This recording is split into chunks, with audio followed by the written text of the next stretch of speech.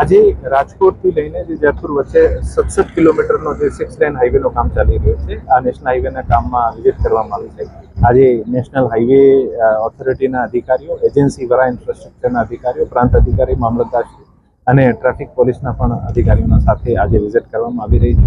અને માનનીય સીએમ સાહેબના નિર્દેશ અનુસાર કે સ્ટેટમાં જેટલા પણ રોડના કામો ચાલતા હોય આની ગુણવત્તાનું મોનિટરિંગ થાય, જ્યાં ફોટોસ ડેવલપ થઈ ગયા છે આનું ત્વરિત સમારકામ થાય અને ટ્રાફિકના જામ નહીં થાય, માણસોને કોઈ પણ પ્રકારની અગવડ નહીં થાય. આને માટે પ્રશાસન દ્વારા વ્યવસ્થિત પૂરતા ઇંતજામ કરવા જોઈએ. આ કડીના ભાગરૂપે આજે આ હાઈવે ઉપર નેશનલ હાઈવેના અધિકારીઓ અને એજન્સીના અધિકારીઓ સાથે રાખીને ચર્ચા રિવ્યુ કરવામાં આવ્યું છે.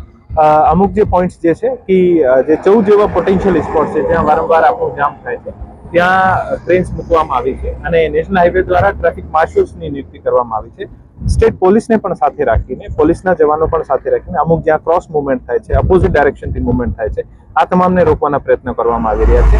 અને જ્યાં જ્યાં કામ પૂરું થઈ ગયું છે આ બ્રિજને પણ ખોલવાનો પ્રયત્ન શરૂ કરવામાં આવ્યો છે. એક બ્રિજ 2 દિવસ પહેલા ખોલી દીધું છે. આજે આપણે જે બ્રિજ ઉપર ઊભા છીએ આ બ્રિજ પણ આવનારા 2-3 દિવસમાં ખોલી દેવામાં આવશે. આનાથી આગળ 2 કિલોમીટર દૂર એક બ્રિજ છે, આને પણ 3-4 દિવસમાં ખોલી દેવામાં આવશે.